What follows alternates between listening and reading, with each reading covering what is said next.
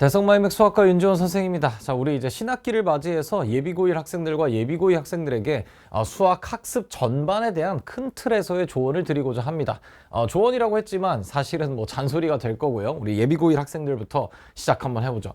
일단은 우리 예비고1 학생들 신입학을 이제 맞이했는데 여러분들이 이제 당연히 내신에 대해서 좀 더 많이 궁금해 할 것 같습니다. 일단 기본적으로 우리 제도가 변하긴 했죠. 어떻게 바뀌었냐면 우리 내신 9등급제였었죠. 내신 9등급. 여기에서 우리 몇 등급제로 바뀌었냐면 5등급제로 일단 바뀌었단 말이야. 그러다 보니까 이게 엄청나게 큰 변화란 말이죠. 수능은 여전히 9등급을 유지하고 있으니까. 그래서 이게 5등급제가 되다 보니까 선생님도 작년에 이제 이게 과연 현장에서 어떤 일이 펼쳐질까 이런 고민이 굉장히 많았어요. 그래서 학교들마다 기존에 갖고 있었던 시험지의 풍이 있을 거 아니야? 그래서 그 풍이 갑자기 제도가 바뀌었다고 해서 학교 선생님들이 이거에 맞춰서 뭔가 혹은 새로운 교육부의 어떤 지침 하에 그것에 의거하여 문제가 바뀌었을까? 이런 것들이 궁금했는데 실제로 살펴보니까 바뀐 것이 사실상은 거의 없었습니다. 그러니까 무슨 얘기냐면 약간 좋은 얘기부터 얘기를 해보면 이게 말 그대로 9등급에서 5등급으로 바뀌다 보니까 이 등급 간의 그 격차가 굉장히 넓어졌죠. 그러니까 무슨 얘기냐면 1등급의 비율 자체가 늘어났기 때문에 그래서 다행스러운 점은 뭐가 될 거냐면 이전보다는 조금 널널해졌어요. 그럼 여기서 널널해졌다는 말을 보고서 아싸 이제 공부 대충 해야 되겠다. 절대로 아니고요. 여기서 널널해졌다는 건 뭐냐면 그냥 계산 실수 한 문제 정도는 이전 교육과정 이전 제도에서였다면 이거 하나 때문에 등급이 갈릴 수 있었는데 한 문제 정도는 조금 더 널널해진 감이 없지 않아 있다. 선생님 그럼 엄청나게 큰 차이가 아니잖아요. 맞아요. 엄청나게 큰 차이가 아닙니다. 그러니까 우리 5등급제로 바뀌었다고 해서 여러분들이 막 환호하고 이럴 일은 아니고요. 그냥 원래 하던 공부를 그대로 열심히 해주셔야 되겠습니다. 그런데 가장 특징적은 뭐냐면 예전에는 내신 9등급제에서 시험이 만약에 어려웠어. 자, 시험이 너무 헬이야.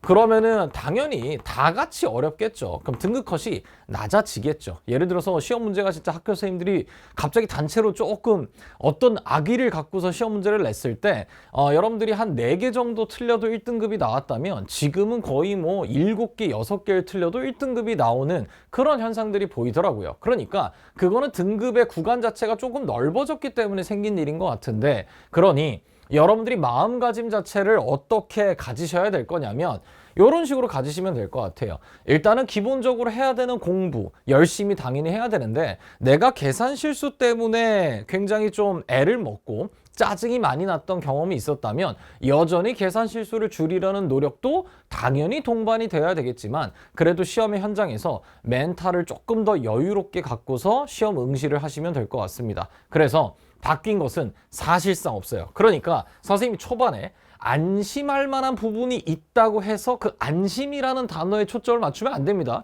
공부는 여전히 그대로 해주셔야 될 거예요. 자, 그러면 가까운 미래 이렇게 돼 있는데 이제 여러분들이 개학하고 나면 한 3월 3주차 정도부터 수행평가가 쏟아질 거예요. 이게 중학교 때랑 하던 수행평가의 양이 훨씬 더 배로 늘어나기 때문에 여러분들이 좀 걱정되는 건 뭐냐? 실제로 공부 시간 자체가 그러니까 책상에 앉아서 진짜 말 그대로 공부하는 시간이 줄어드는 경우가 굉장히 많습니다. 그러니까 우리가 이제 개학을 앞두고 있는 이 시점부터 뭘 했으면 좋겠냐면 소위 뭐 플래너 작성하죠. 뭐 플래너를 어떤 방식으로 작성하라. 뭐 이런 것들을 제가 참견하는 일은 아니겠지만 항상 여러분들이 실제 소위 순공 시간 요것들이 떨어지지는 않는지를 반드시 좀 체크하는 습관을 가져주시면 좋겠습니다. 당연히 수행평가 대충 하면 안 돼요. 수행평가가 지필고사에 비해서 그 난이도나 어떤 비중이 여러분들 인식 속에서는 그리 높지 않을 텐데 근데 수행평가 때문에 등급이 바뀌는 건 진짜 너무 빡치는 일이잖아. 그러니까 수행평가를 여러분들이 잘 대비하면서 그게 생각보다 많을 테니 평소에 버려지는 시간이 없게끔 여러분들이 순공 시간을 확보를 해주셔야 되겠습니다. 요게 사실 수학 공부 자체보다 훨씬 중요한 것 같아요. 본인의 학습 리듬과 학교마다 다 차이가 있겠죠? 그래서 학습 스케줄에 있어서 좀 밀도 있게 좀 잘 설정을 해주셔야 되겠습니다. 자, 그 다음에 수학과 관련된 구체적인 얘기를 한번 해보면 우리가 3월 모의고사를 보게 되는데 이게 내신과 달리 어쨌든 전국 단위에서 여러분들이 어느 정도 위치에 있는지를 파악할 수 있는 계기가 되는 시험이죠. 이 3월 모의고사는 일단 중학교 전범위가 되겠습니다. 그럼 여러분들 입장에서 우리 다른 과목은 제가 뭐 아예 모르니까 수학만 놓고 얘기해보면 이 3월 모의고사는 한마디로 얘기했을 때 중학교 전범위기는 하겠지만 사실은 뭐 파티냐면 도형 파티입니다. 그러니까 무슨 얘기냐? 여러분들이 3월 모의고사를 풀었을 때 어려운 문제들은 전부 다 도형 문제인 거야. 그러니까 여러분들의 성적이 3월 모의고사를 봤을 때 뭔가 좀 불만족스럽다 싶다면 100% 이 도형 문제들 중에 어려운 4점짜리를 다 틀렸기 때문에 생기는 일이 될 거예요. 그러면 이거를 선생님 대비를 해야 됩니까? 어차피 중학교 전범이고 3월 3주차쯤에 3월 모의고사를 보게 되면 그때 항상 수행평가 쏟아지고 있을 거고 내신 보기 거의 한 달 전에 가까워졌으니까 이거 해야 됩니까? 이렇게 물어볼 수 있을 거라고. 그런데 무조건 대비를 해주시면 좋겠어요. 그러면 여러분들 입장에서 중학교 3년치의 공부를 다시 다 해야 되는가? 당연히 이런 질문을 하겠죠. 그러면은 여러분들이 뭐만 좀 보셨으면 좋겠냐? 중학교 2학년 때 배웠던 도형에서 뭐 닮음 이런 친구들 있잖아요. 그 다음 삼각비, 그 다음에 이제 중학교 3학년 때 열심히 했던 것도 뭐가 있을 거냐면 원의 다양한 성질들이 있을 거란 말이야. 원주각, 중심각, 뭐 현, 할선, 접선 등등등 이런 친구들 위주로 꼭 좀 공부를 해주시면 좋겠습니다. 그러면 선생님 어떻게 뭘 가지고 공부를 해야 됩니까? 당연히 물어볼 수 있겠죠. 여러분들 기출 문제가 있잖아요. 기출 문제. 그래서 이 기출 문제를 최소 3개년치 정도는 꼭 좀 공부를 해주셨으면 좋겠습니다. 그래서 여기 있는 친구들을 토대로 특히 도형 문제 위주로라도 공부해도 좋을 것 같아. 그러면은 나머지 단원들은 어떻게 합니까? 이렇게 물어볼 수가 있겠죠. 자, 나머지 단원은 개꿀입니다. 왜 개꿀이죠? 다행스럽게도 우리가 이 시기쯤에는 뭐를 하고 있을 거냐? 내신 고등학교 1학년 시험 범위를 준비하면서 공통수학 1을 공부하고 있겠죠. 근데 이 공통수학 1에 1학기 중간고사가 시험 범위가 보통 뭐 학교마다 다르기는 하지만 일단은 뭐 있었죠? 다항식 있었죠. 여러분들 공부했는지 한번 단원 좀 읊어봅시다. 다항식의 연산이 있었고요. 그 다음에 항등식이라는 거 배우고요. 그 항등식과 나머지 정리라는 걸 배우고요. 그 다음에 인수분해, 중학교 때 했었던 거 한번 더 하게 되고요. 그 다음에 복소수, 이런 거 배운단 말이야. 복소수는 이제 처음 배우는 게 될 겁니다. 그 다음 복소수가 끝나고 나면 2차 방정식이라는 걸 배워요. 그래서 학교 시험 범위가 조금 적은 학교라면 여기까지 해서 보통 끊기고요. 일반적으로는 그 다음 단원까지 나갑니다. 다음 단원이 뭐가 될 거냐? 2차 펑션, 2차 함수와 2차 방정식의 관계. 요렇게 단원명이 주어져 있을 겁니다. 그러면 여기까지 해서 보통 중간고사가 진행이 되거든? 근데 잘 보니까 어떠냐면 지금 이 단원을 써봤는데 단원의 이름에서 어떤 냄새가 나죠? 도형 냄새가 나니 아니면 숫자와 식에 관한 냄새가 나니? 숫자와 식에 관한 냄새가 더 많이 나죠. 그러니까 무슨 얘기냐면 공통수학 1에 1학기 중간고사 시험 범위를 대비하다 보면 중학교 때 배웠던 1차 함수, 2차 함수, 다항식, 인수분해 등등등 이런 친구를 자연스럽게 학습할 수 있기 때문에 빠진 부분이라고 한다면 당연히 도형 파트가 될 거예요. 그러니까 적어도 여러분들이 갑자기 뭐 너무 기억이 안 나서 뭐 통계나 이런 것들 다시 볼 수도 있겠지만 어차피 기출문제 풀어보면 통계나 이런 짜투리 단원들이 그렇게 빡세게는 안 나온다는 걸 여러분들이 알 수가 있을 거예요. 그러니까 제발 뭐 좀 해달라. 도형 좀 공부를 제발 좀 해달라. 3월 3주차까지는 여유가 있잖아. 새로운 친구 사귀고 그런 거 다 좋다 이거야. 그때 도형 공부를 꼭 좀 해주시면 좋겠습니다. 선생님 그러면 지금 여기서 또 예민하게 듣는 친구들은 또 이제 이렇게 반응할 거예요. 선생님, 방금 여기서 숫자랑 식에 관련된 얘기들이 1학기 중간고사에 많이 나온다면서요. 아니 그러면 3월 3주차 정도까지 도형을 왕창 공부하고 나면 결국 1학기 중간고사에서는 쓸모가 없는 거 아닙니까? 또 이제 이런 질문을 할 수가 있겠죠. 자, 놀랍게도 우리가 공통수학 1학기 중간고사에서 고난도로 나오는 문제들은 전부 다 뭐가 결합이 되냐면 다시 또 도형이 결합이 된단 말이야. 그러니까 우리가 1단원에서 다항식의 연산이라고 한다면 덧셈 뺄셈 배우고 나눗셈 배우고 신기방기한 조립제법 이런 거 배우게 될 텐데 그 문제들을 그냥 계산하라는 문제들도 나오지만 그것들을 도형에 결합시켜서 출제할 수도 있단 말이야. 그러면 공통수학 1의 1학기 중간고사 시험 범위 다항식 열심히 공부했다고 이런 것들도 열심히 공부했다고 근데 내신에서 고난도 문제가 도형이랑 결합돼서 나오면 이 실력을 발휘할 수 있는 타이밍조차 안 생긴다는 얘기야. 그러니까 3월 모의고사를 대비하는 것도 그 목적이 있겠지만 1학기 중간고사에 고난도 문제들을 풀기 위해서라도 제발 도형을 열심히 좀 해주시면 좋겠습니다. 뭐 필요하면 지원사격 볼륨 1을 수강해 볼 수도 있을 거고요. 선생님 할 게 많은데 무슨 강의입니까? 좋아. 그러니까 기출 최소 3개년은 꼭 좀 풀어주시면 좋겠고 아 그래요? 그럼 선생님 그냥 도형만 좀 열심히 하겠습니다. 그럼 도형 문제만 골라 푸세요. 그러면 시험지에서 도형 문제만 대충 한 10문제 정도 내외가 된단 말이야. 그럼 3개년 하면 한 30문제 되겠죠? 그럼 5개년 하세요. 50문제 되겠지? 이렇게 해서 여러분들이 준비를 해주시면 좋겠습니다. 자, 그 다음에 이제 선생님이 요거는 고등학교 1학년 학생들 입장에서는 아직은 그 중요성을 잘 모를 것 같긴 한데 내신 vs 모의고사 당연히 여러분들은 얘가 너무 중요한 거 선생님도 알아. 너무 중요하고 요새는 정시라고 하면 알까요? 정시 이제 수능 치고 대학 가는 제도를 얘기하죠. 정시에서도 수능 성적만 보는 게 아니라 점점 내신을 반영하고 있기 때문에 내신이 너무 중요하다는 건 선생님도 공감한단 말이야. 그런데 내신 공부를 할 때 모의고사랑 별개라고 생각하시면 안 될 거예요. 어쨌든 내신도 1학기 중간고사 시험 범위, 뭐 1학기 기말고사 시험 범위 같은 교육과정으로 시험을 출제하잖아. 그래서 여러분들이 특히 본인 학교 내신 시험이 그리 어렵지 않은 학교라는 것을 이미 알고 입학했다면 더더욱 이 모의고사를 대비하는 공부를 꼭 시간을 더 투자해서 해주셔야 되겠습니다. 왜 그러냐? 어차피 내신에서도 모의고사에 나왔던 기출문제 중에 고난도 문제들은 또 내신에 반영이 된단 말이야. 간단하게 숫자만 바꿔서라도 출제가 되니까 반드시 모의고사 문제들을 꼭 좀 경험해 주시면 좋겠습니다. 그럼 또 이렇게 얘기를 하면 보통 Q&A 게시판에 여러분들이 이제 정확하게 정해주는 거 좋아하잖아. 그치? 그러면 또 이 말이 100% 맞는 말은 아니겠지만 이 정도로 생각하면 좋을 것 같아. 우리 내신 대비를 위해서 반드시 유형서 풀어야겠죠.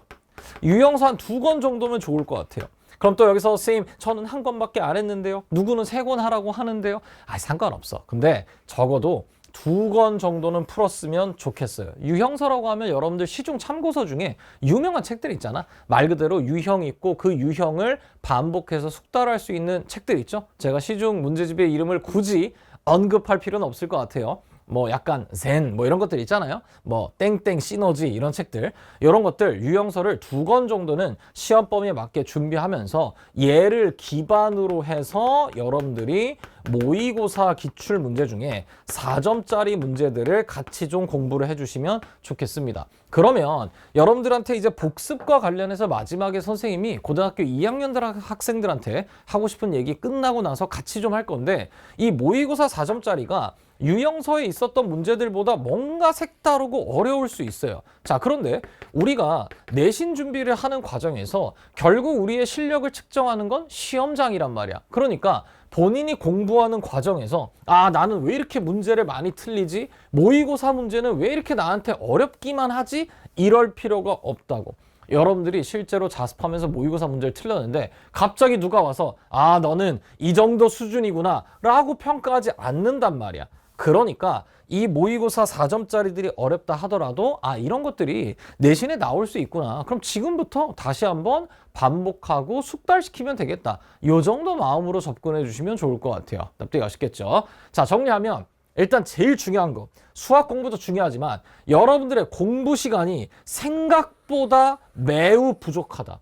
그러니까 학업 플랜을 밀도 있게 버려지는 시간 없이 꼭 좀 만들어 주시면 좋겠습니다. 자, 그럼 우리 친애하는 예비 고2 학생들.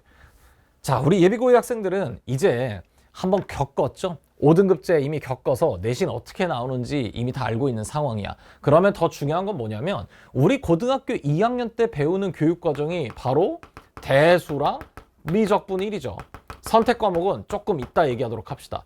자, 이 친구는 이미 수능에 들어가는 친구고 2학년 때 배웠던 내용들을 3학년 때 결국 쓰게 된단 말이야. 자, 그러다 보니까 여러분들은 1학년 때보다 훨씬 더 모의고사와의 괴리를 더 좁혀야 됩니다. 자, 의식적으로 노력하셔야 돼요. 그러니까 당연히 유형서도 많이 풀어야 되고 하겠지만 더더욱 모의고사 기출분석을 2학년임에도 불구하고 3학년처럼 많이 해주셔야 될 거야. 그러면은 다행스러운 건 뭐냐면 우리 고등학교 1학년 때보다 고등학교 2학년 내신 때 훨씬 더 모의고사 문제가 많이 나올 거예요. 선생님, 저희 학교는 1학년 때 거의 안 썼는데요? 이제 쓰게 될 거라고. 왜 그러냐? 아니, 학교 선생님들 입장에서도 문제를 직접 개발하시기보다는 이미 엄선되고 교수님들께서 합숙해서 만들어낸 수능 기출 문제들이 다 이미 세상에 존재한단 말이야. 그러다 보니까 1학년 때 모의고사 문제나 수능 기출 문제를 많이 사용하지 않았던 학교라 할지라도 2학년 때는 많이 사용을 합니다. 그러니까 결국 여러분들이 내신 대비를 위해서나 모의고사 준비를 위해서나 모의고사 기출문제를 공부하는 것들에 시간을 더 많이 투자해 주시면 좋을 것 같아요. 그리고 뭐 팁 아닌 팁을 드리면 EBS 있죠? EBS에 수능 특강이라는 게 있을 거예요. 뭐 이런 건 얘기해도 되겠죠? 수능 연기 교재가 될 거니까. 이런 것들도 여러분들이 굉장히 값도 싸고 책의 두께도 얇기 때문에 얘를 내신 대비 때 꼭 좀 한번 써봤으면 좋겠습니다. 보통 학교 선생님들께서 그 해에 나온 EBS 수능 특강 문제들을 고등학교 3학년 학생들을 지도하다가 요 문제 괜찮은데? 이 정도면 2학년 학생들한테 출제해도 괜찮겠는데? 라고 느낌이 들면 그런 문제들을 출제할 수도 있으니까 그래서 내신에 반영될 가능성도 높으니 EBS 수능 특강 같은 것도 유형서 기반으로 한번 풀어보시면 좋겠습니다. 안 풀었다고 문제가 생기지는 않을 거예요. 걱정하지 마시되 굉장히 좋은 자료가 2학년 때부터는 넘쳐 흐른다는 거. 납득이 가시겠죠? 자, 그래서 여러분들이 다만 EBS 수능 특강을 만약에 찾아보신다면 EBS 수능 특강 대수 이렇게 얘기하면 책이 없을 거예요. 당연하죠. 우리는 아직 교육과정이 바뀌지 않은 상태의 수능을 보고 있으니까 수능 특강 수 1이라고 되어 있을 겁니다. 그게 대수일 거예요. 어찌됐든 모의고사 기출문제를 더 많이 공부를 해야 된다. 그 말이 밑에 있는 말과 연관돼요. 더 자세하게 공부하셔야 돼요. 1학년 때 개념의 볼륨보다 2학년 때 배우는 대수와 미적분 1은 완전히 차원을 달리합니다. 그렇다고 해서 갑자기 어려워지냐? 그건 아니지만 특히 대수의 경우에는 새로운 것들이 쏟아지면서 고등학교 1학년 때 배웠던 함수 파트의 내용이 정말 그대로 쓰인단 말이야. 선생님이 지금 뭐 수학 설명을 할 건 아닌데 말로 한번 읊어봤을 때 요 말을 이해를 할 수 있어야 돼. 대수 문제에서 등장하는 방정식과 부등식들은 치환하기 전까지는 대수인데 치환을 하자마자 공통수학 1의 근해분리, 공통수학 2의 역추적과 대응관계 이렇게 된단 말이야. 이 말을 이해할 수 있어야 된다고. 그러니까 여러분들이 최대한 자세하게 공부하면서 고등학교 1학년 때 배웠던 수학과의 연계성을 느끼면서 학습을 해주셔야 되겠습니다. 선생님, 저는 이걸 못 느꼈는데요? 아이, 괜찮아. 그러니까 자세하게 공부해야 돼. 많이 공부해야 돼. 이론 설명을 더 꼼꼼하게 봐야 되고 이 노력들 자체가 고등학교 3학년 때 더 편하게 수능 준비를 하기 위함이라는 것도 명심해 주셔야 되겠습니다. 자, 그러면 우리 고등학교 2학년 학생들 가까운 미래에 무슨 일이 펼쳐질 거냐? 3월 모의고사 마찬가지로 보겠죠? 3월 모의고사는 1학년 전범입니다. 선생님, 그럼 1학년 거 다시 다 봐야 되나요? 시간이 없죠.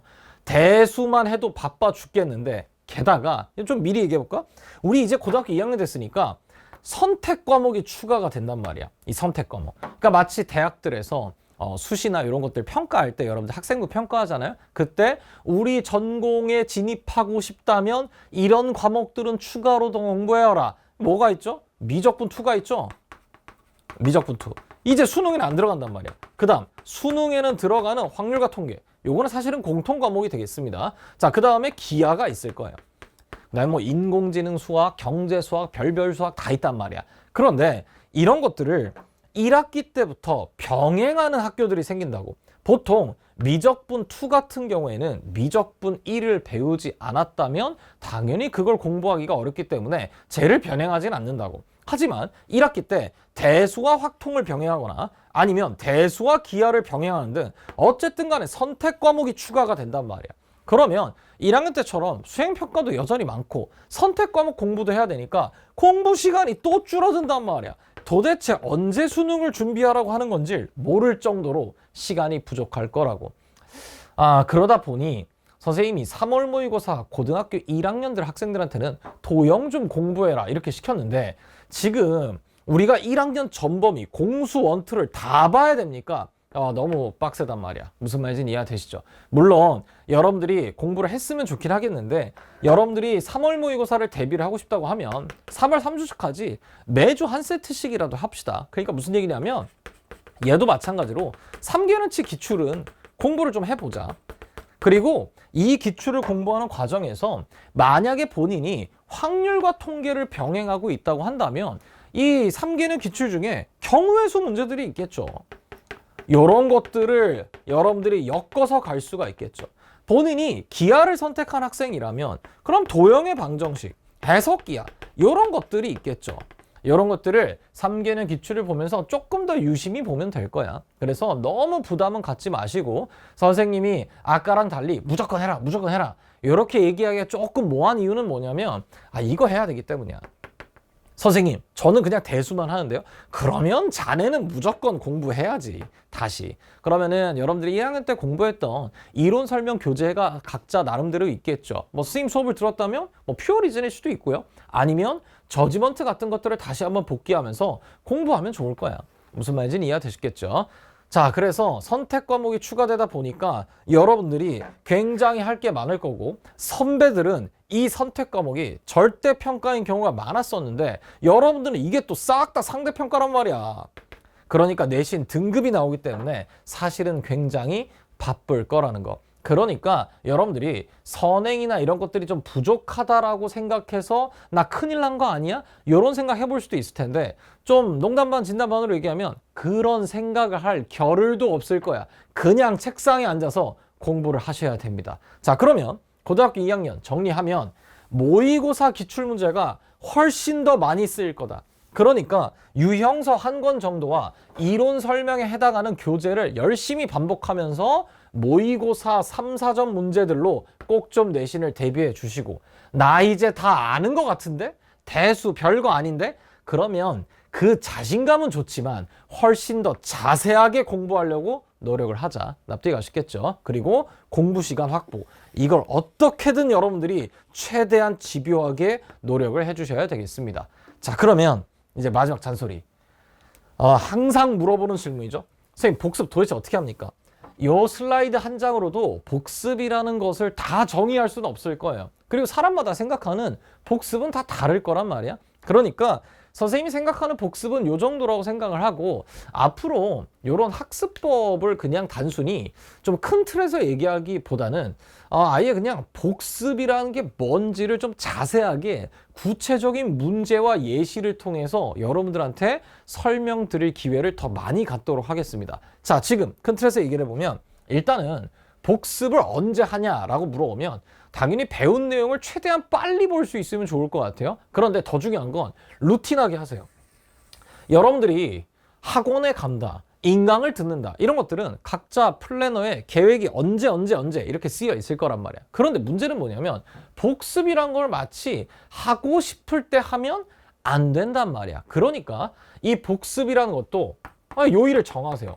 월요일, 뭐 예를 들면 수요일, 금요일 이렇게 있으면 월수금 뭐 저녁 8시부터 10시까지는 무조건 스스로 자습하면서 새로운 문제를 푸는 게 아니라 기존에 했던 이론 설명과 본인이 그동안 풀었던 문제를 엮어서 보기 위해서 이런 식으로 루틴을 짜주세요. 안 그러면 또 안 하게 된단 말이야. 그러니까 반드시 날짜를 정해서 학원 가듯이 이런 식으로 정해주시면 좋겠습니다. 그러면 복습을 뭘 하라는 거냐? 일단 가장 쉽게 첫 번째 단계는 말 그대로 여러분들이 배웠던 풀이 아니면 이론들을 복기하는 거야. 다시 본다는 얘기야. 그러니까 다시 볼 때 풀이 자체를 봐야겠죠. 못 푼 문제가 있다면.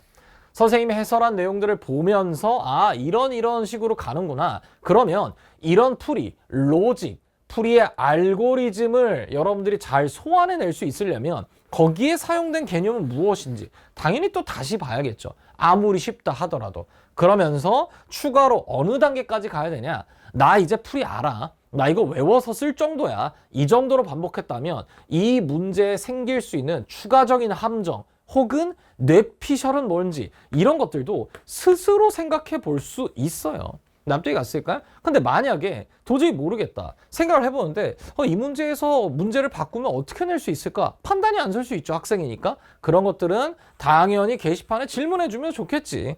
선생님, 이 문제가 어떻게 발전될 수 있을까요? 만약에 선생님의 교재 문제라면 당연히 그냥 그대로 올리시면 되고, 만약에 시중 문제집이나 학교 프린트 같은 그러한 컨텐츠들이라면 무물보 기간을 이용해 주세요. 그럼 무물보 때 아무거나 다 갖고 오란 말이야. 갖고 와서 질문해 주시면 되겠죠. 물론 선생님 입장에선 이런 식으로 바꾸면 되지 않을까라고 제안은 드릴 수 있으나 어디까지나 학교 선생님이 내신의 성 킹이시니까 그분의 말씀을 따르긴 해야겠죠. 어찌됐든 이런 식으로 여러분들이 풀이 자체, 거기에 사용된 개념 간단하고 사소할지라도 꼭 다시 한번 보시고 그 다음에 생길 수 있는 함정이나 발전 요소들 이런 것들도 챙겨주시면 좋을 텐데, 이 발전 요소들의 경우에는 학생의 입장에서는 아직 그 안목이 충분하진 않을 수 있으니까 생각하지 못할 때니 당연히 선생님이 도움을 받아야겠죠.